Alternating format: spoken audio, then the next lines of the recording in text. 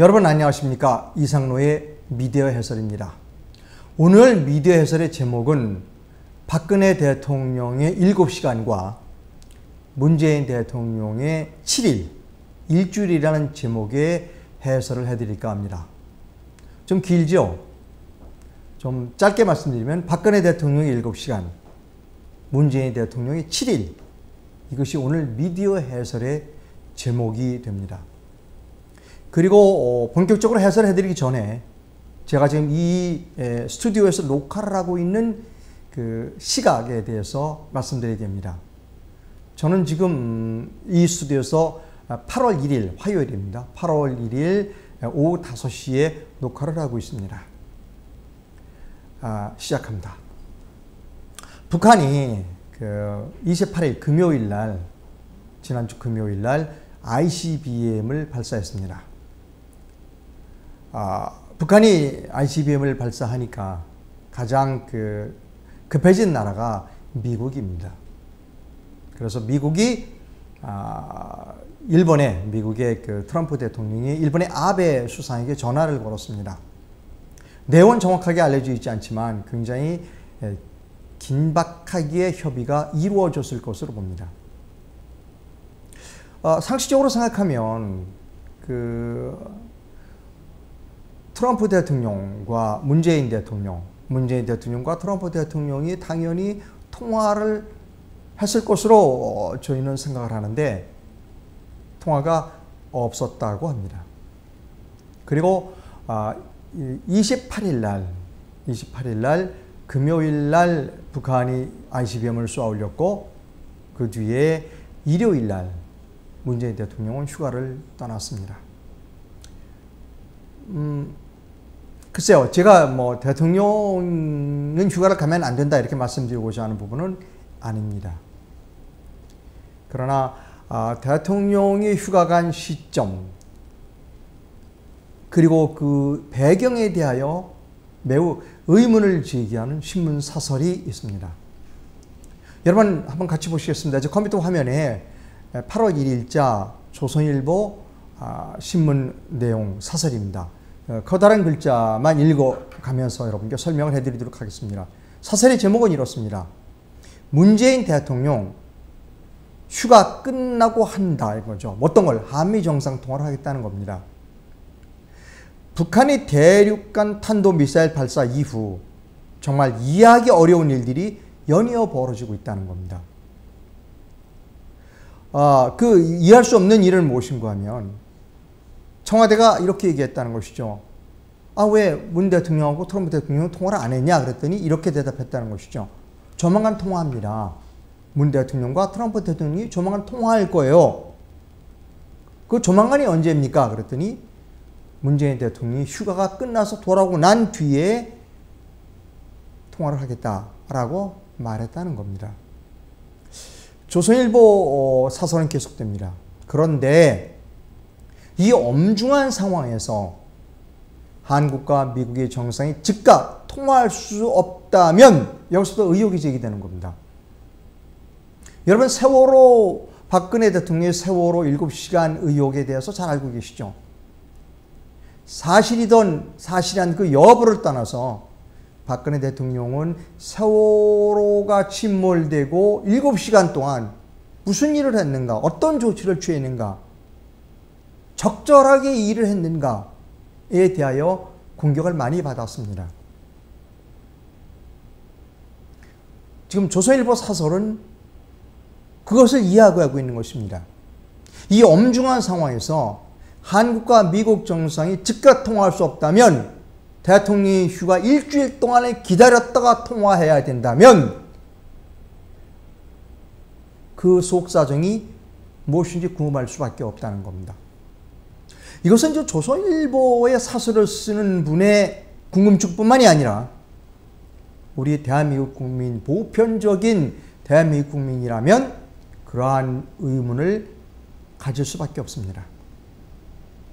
조선일보는 그것을 이렇게 추측을 하고 있습니다. 아마도 문재인 대통령이 상황을 안이하게 보고 있거나 또 그렇지 않다면 한국과 미국 정상 간에 뭔가 이상한 기류, 뭔가 좋지 않은 일들이 있는 것 아닌가라고 의심하는 것이죠. 두 가지입니다. 문재인 대통령이 이거 별거 아니야, 이 상황 별거 아니라고 생각하고 있거나, 아니면 문재인 대통령과 트럼프 대통령 사이에 뭔가 심상치 않은,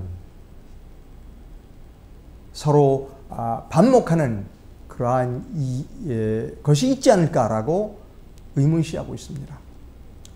자, 여기서 제가 녹화하는 시점이 8월 1일 오후 5시라고 말씀드렸죠. 지금 이 시점이 8월 1일이고요. 제가 녹화하는 시점이고요. 화요일입니다. 문재인 대통령은 일요일 날 휴가를 떠났습니다. 그리고 북한은 28일 금요일 날 ICBM을 발사했습니다. 자, 항상 북한이 ICBM이나 뭐 그런 실험을 하면 우리 정보당국은 알았냐 몰랐냐 이거 가지고 좀 시끄럽죠.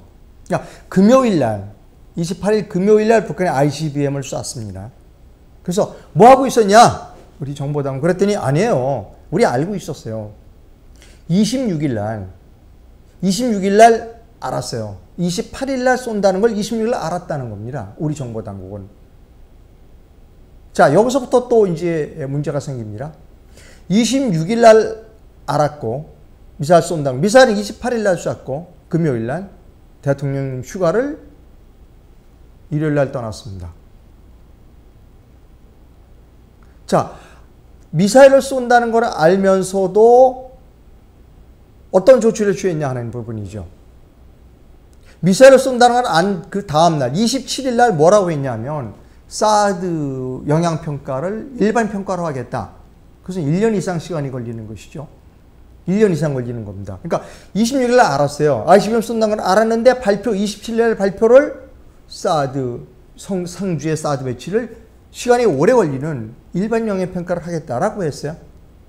그리고 그 다음날 북한은 ICBM을 쐈고, ICBM을 쏘자마자 문재인 대통령은 상주의 사드를 나머지 4개의 포대를 빨리 배치해라 이라고 지시를 했습니다. 이 일련의 과정들이 오락가락한다는 것이죠. 누가 봐도 일련의 과정들이 오락가락한다. 26일 날 북한이 ICBM 쏜다는 정보를 받았고, 27일 날 그럼에도 불구하고 사드를 설치하는데 시간이 오래 걸리는 일반 평가를 하겠다고 발표했고, 그 다음날 북한이 ICBM을 쐈고, 쏘자마자 문재인 대통령이 사드 발사 빨리 해라 라고 얘기를 했고 휴가를 떠났다는 겁니다. 이러한 일련의 과정, 그러니까 종잡을 수 없는 일련의 과정들에 대하여 이야기하고 있습니다. 사설에 이렇게 써 있습니다. 더 이해하기 어려운 것은 북한 미사일 발사 징후를 알았다면서 이틀 뒤에 사드 배치를 1년 이상 막는 환경영향 평가를 실시하겠다고 발표한 것이죠. 상식적으로 이해가 안 된다는 겁니다. 그리고 환경평가를 발표한 그날 밤에 북한이 미사일을 쏘았어요.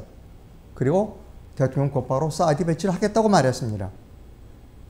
그래놓고는 또 사드 배치를 하라고 해놓고서는 환경평가는 계속하겠다라고 얘기를 했다는 것이죠. 이 일련의 과정들이 주변국, 일본이나 미국이, 그 다음에 중국, 이런 주변국들이 보기에는 일관성 없는 일들이다라는 것이죠.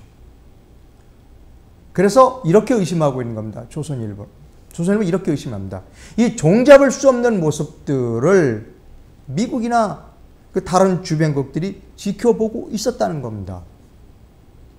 그래서 한국과 미국 간의 정상통화 이루어지지 않은 것이 이렇게 종잡을 수 없는 한국의 정부의 태도 때문이었다면 심각한 일이다 라는 것입니다. 여러분, 다시 제 언론으로 돌아왔어요. 제가 대통령도 휴가를 가야죠. 그리고 왜 대통령 휴가를 가는 거를 소인배답게 문제 삼고자 하는 부분은 아닙니다. 첫째는 시점이고요. 둘째는 휴가를 간 이유라는 겁니다. 북한이 ICBM을 발사했고, 지금 위신들은 이렇게 보도하고 있어요. 역시 뭐 오늘자 조선일보인데요. 코리아 패싱릭이라고 있는 겁니다.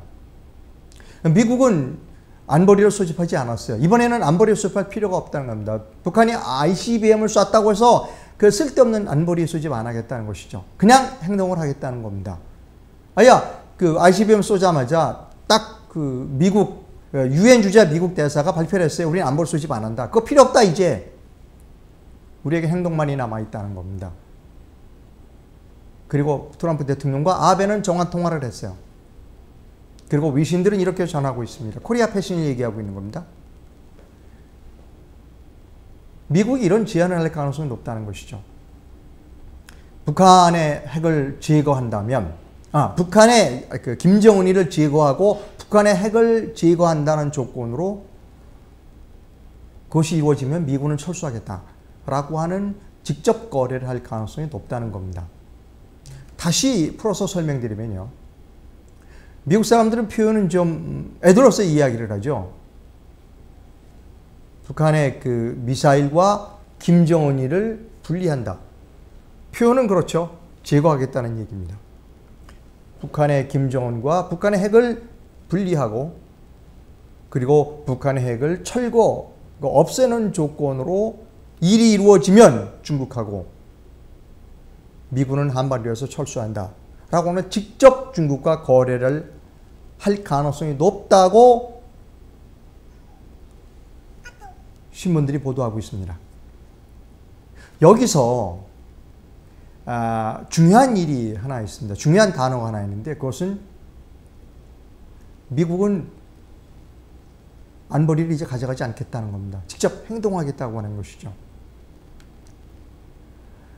저희 같은 그 일반 시민들은 지금 한반도를 둘러싼 정세가 어떻게 전개되고 있는지 그 깊은 내막을 알 수 없습니다. 왜냐하면 정부에서 그것을 그 한반도를 둘러싼 그 이 정세가 어떻게 돌아가고 있는지에 대한 브리핑을 해주고 있지 않기 때문입니다.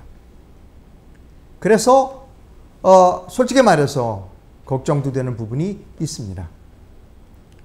정보 공개가 우리가 뭐 행정관청에 가서 민원 서류를 띌 때 옛날에 붙던 것들에 대한 공개, 이것만이 정보 공개는 아닙니다.